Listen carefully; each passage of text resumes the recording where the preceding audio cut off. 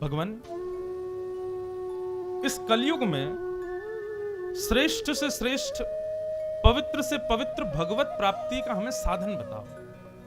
बंधु, एक बात हम आपसे पूछें, हमारे जीने का उद्देश्य क्या है? हम लोग क्यों जी रहे हैं? धन कमाने के लिए सब कमा रहे हैं, भोजन करने के लिए सब कर रहे हैं, जीव जंतु भी ये सब करते हैं, वंश वृद्धि के लिए सबका हो रहा है। वास्तविक में हमारा पृथ्वी पर आने का उद्देश्य क्या है? हम जी ही क्यों रहे हैं? हम आए ही क्यों हैं यहाँ पर? ये उद्देश्य आपने कभी अपने आप से पूछा कि हम क्यों आए हैं? बस आए हैं, काम करो, धन कमाओ, घर बनाओ, ये करो, वो करो, संसारिक उपभोग करो, बस करते करते अब समय देख लो, जब तक जीवित हैं तब तक करते रहो, फिर मर जाएंगे बस। पुनरपि जननम पुनरपि मरणम पुनरपि जननी जठरे शयनम, आदि गुरु शंकराचार्य इसी बात को तो कहते थे। हम बार बार जन्म लेते हैं और बार बार मरते हैं और उसी बीच की क्रियाओं को करके चले जाते हैं, पुनश्च जन्म लेने के लिए आ जाते हैं। इस जन्म में जैसा कर्म करेंगे फिर अगला जन्म उस गति के अनुसार हमको कहीं और मिल जाएगा। क्या यही हमारा चक्र है? ये इसी में ही लगे रहेंगे? उद्देश्य क्या है हमारा?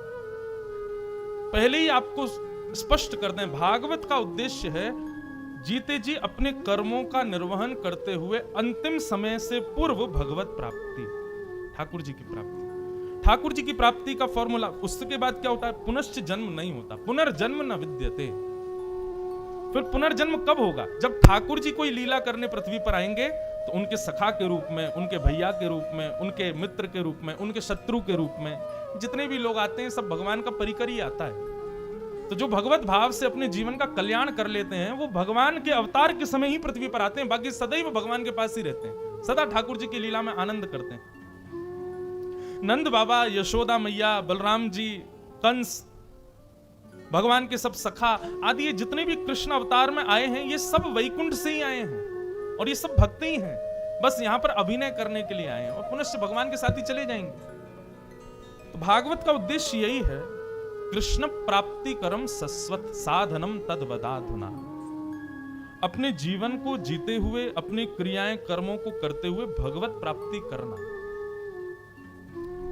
उसमें बैलेंस कैसे आवे वो भागवत हमको सिखाती है। सौनक आदि ऋषियों ने पूछा, बोले भगवान, भगवत प्राप्ति इस कलयुग में कैसे हो सकती है? कृपा करके हमें बताइए। तब श्री सूत जी महाराज कहते हैं, बोले इस कलयुग में यदि भगवत प्राप्ति करनी है तो एक ही साधन है।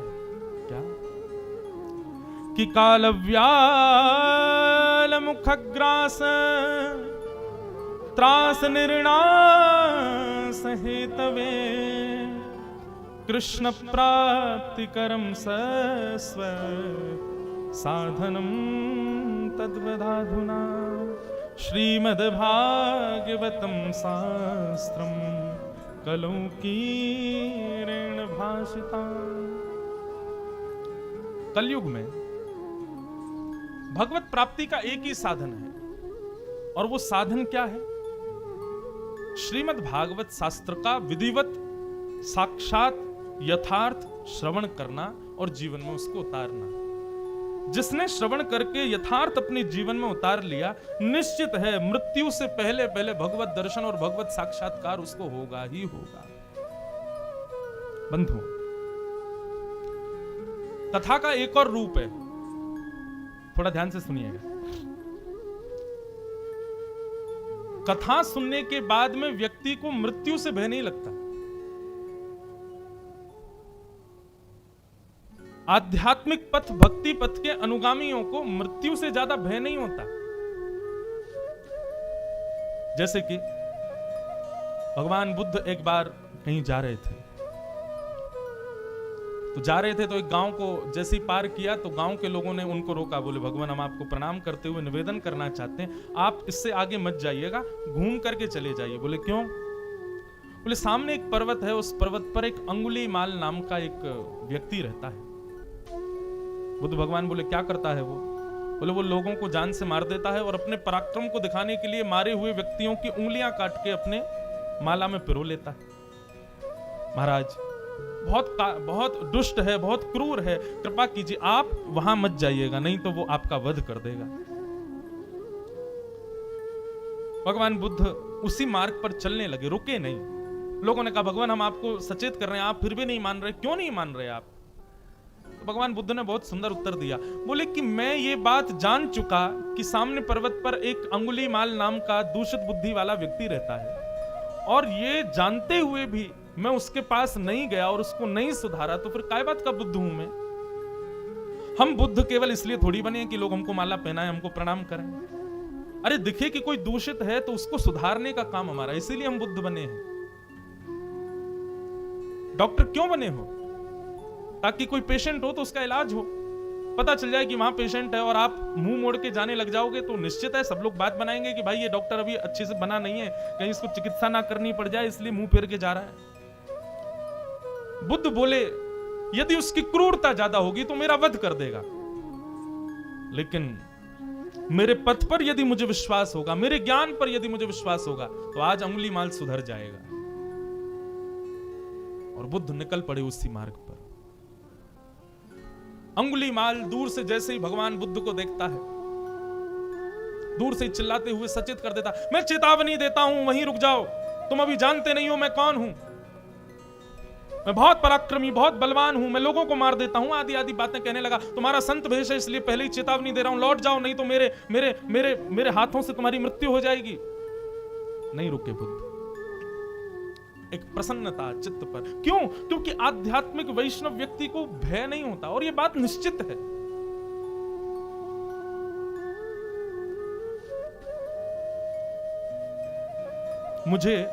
मैं अपनी एक बात बीच में जोड़ रहा हूं, मुझे दुनिया में सबसे ज्यादा भय लगता है छिपकली से। अगर कहीं मेरी कथा होती है तो हमारे जो पंडित जी हैं उनको हम पहले ही बोल देते, भाई जिस कमरे में रुकने की व्यवस्था पहले देख लेना, छिपकली तो नहीं। पर मैंने एक और चीज अनुभव की, कई बार कई जगह कथा होती है तो कई ग्रामीण क्षेत्रों में भी कथा होती है। कितनी बार ऐसा हुआ, व्यास पीठ पर जहां मैं बैठा हूं उसी समय छिपकली मुझे कई बार मंच पे दिख जाती है। एक जगह कथा थी, वहां तो हमारे ये जो स्पीकर्स मॉनिटर लगे रहते हैं इसी के ऊपर बैठी थी, और जब मैं कथा करने बैठा, कथा प्रारंभ हुई तभी मुझे दिख गई। लेकिन 4 घंटे तक मैं कथा कहता रहा, वो उठ के एक बार यहां पर भी आ गई, लेकिन मुझे उतना भय नहीं लगा। और ये बात मैंने अनुभव की कि जब हम आध्यात्मिक स्थिति में होते हैं तो भय कम हो जाता है। चाहे वो संसार की कैसी भी स्थिति आपके सामने आ जाए, उस समय आप भयभीत कम रहोगे, और धीरे धीरे वही प्रैक्टिस बनती रहे तो भय आपका बिल्कुल ही खत्म हो जाता है। बुद्ध पहुंच गए। अंगुलीमाल ने कहा, तुम अभी मेरे बल को जानते नहीं हो, चले आए हो मेरे पास, दिखाऊं अपना बल। एक वृक्ष था पीछे, उसकी डाल पकड़ करके अंगुलीमाल ने तोड़ दी, एक हाथ से तोड़ करके सामने रख दी, भारी मोटी डाल। भगवान बुद्ध मुस्कुराने लगे, बोले अंगुलीमाल तुम्हारा बल तो बहुत तेज है। बोले मैं अभी चेतावनी दे रहा हूं, वापस लौट जाओ। बोले मैं चला जाऊंगा, लेकिन मुझे एक काम तुमसे करवाना। बोले क्या? कि जो डाल तुमने तोड़ी है इसको वापस जोड़ दो। अंगुलीमाल बोला यह असंभव है। नहीं, जब तुम तोड़ सकते हो तो जोड़ना भी आता होगा, लाओ जोड़ दो इसको। तुम इसको जोड़ दो, मैं चला जाऊंगा। अंगुलीमाल बोला ये नहीं हो सकता, मैं इसको नहीं जोड़ सकता। तो फिर जो तुम जोड़ नहीं सकते उसको तोड़ने का अधिकार तुमको किसने दिया? तुम जोड़ना ही नहीं जानते हो और तुम तोड़ते रहते हो सब चीजों को। जितनी उंगलियां तुमने अपने गले में माला बना करके पहन रखी हैं, आज इन लोगों का वध ना किया होता और प्रेम का प्रकाश किया होता तो इतने लोग तुम्हारे चारों तरफ खड़े रहते, तब तुम्हारा बल दिखता। उंगलियां गले में पहनने से बल नहीं होता है अंगुलीमाल। आज यदि इतने लोग, गिन लेना कितनी उंगलियां हैं, इतने लोगों को तुमने प्रेम दिया होता तो सब तुम्हारे चारों तरफ खड़े होते, उन सबके प्रेम के अधिकारी तुम बने हुए होते। लेकिन आज तुम अकेले रहते हो एक पर्वत पर। क्यों? तुमने भय व्याप्त कर दिया है सब जगह। जोड़ना सीखो, तोड़ना नहीं। और ऐसा कह के बुद्ध भगवान चले गए।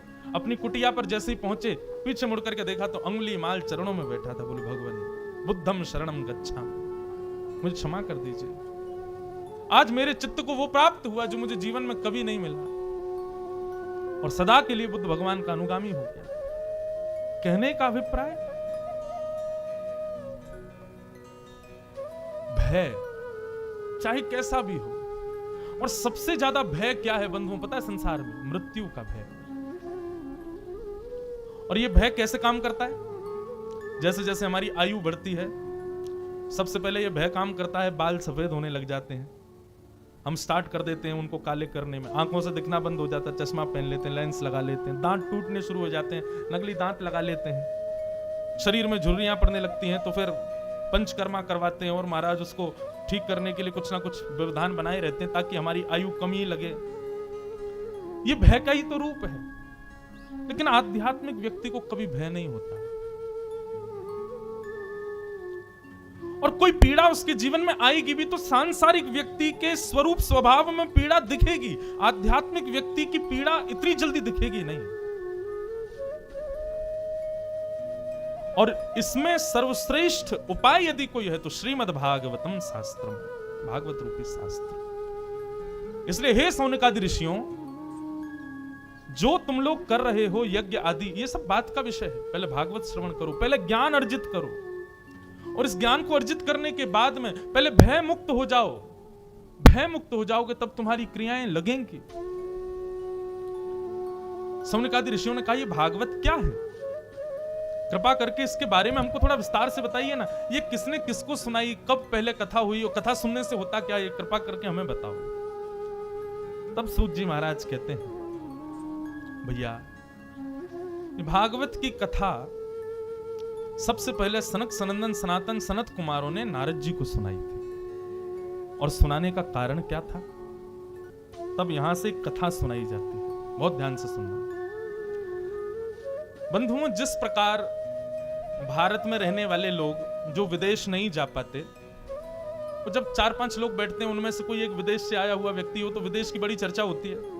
अमेरिका में ऐसा है, जापान में ऐसा है, लंदन में ऐसा है, दुबई में ऐसा है।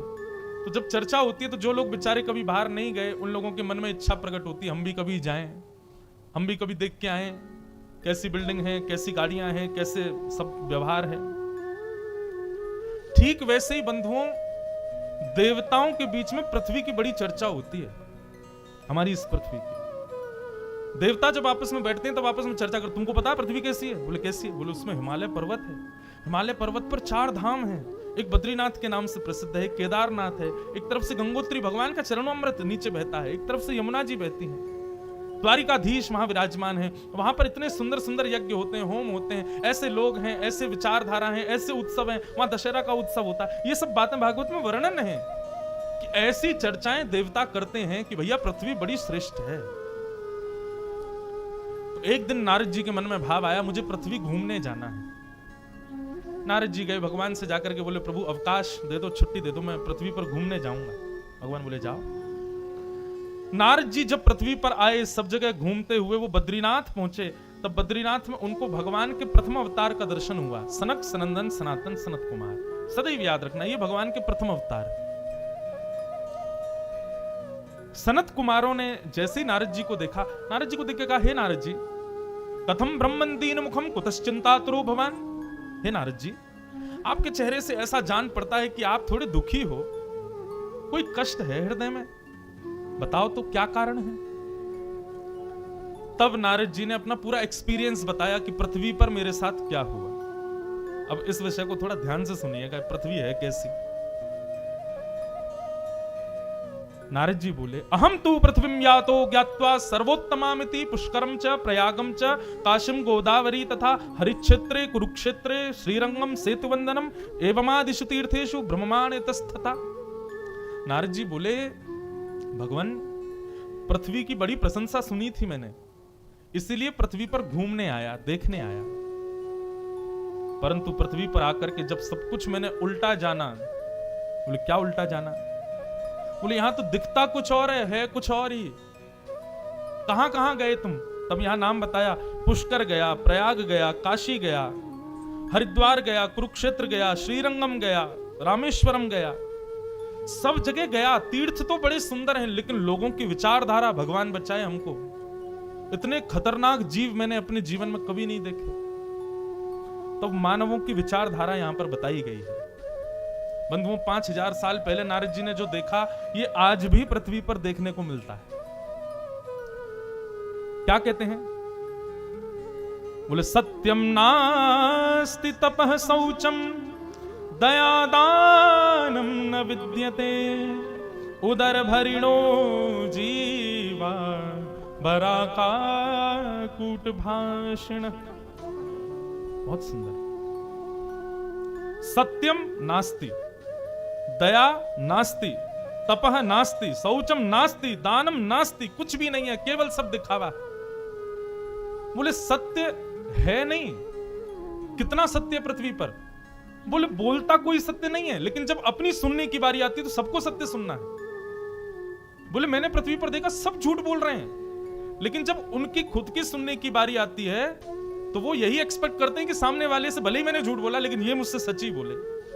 बस इतना सत्य है पृथ्वी पर कि अपने लिए सब सत्य चाहते हैं, देने के नाम पर सत्य नहीं है।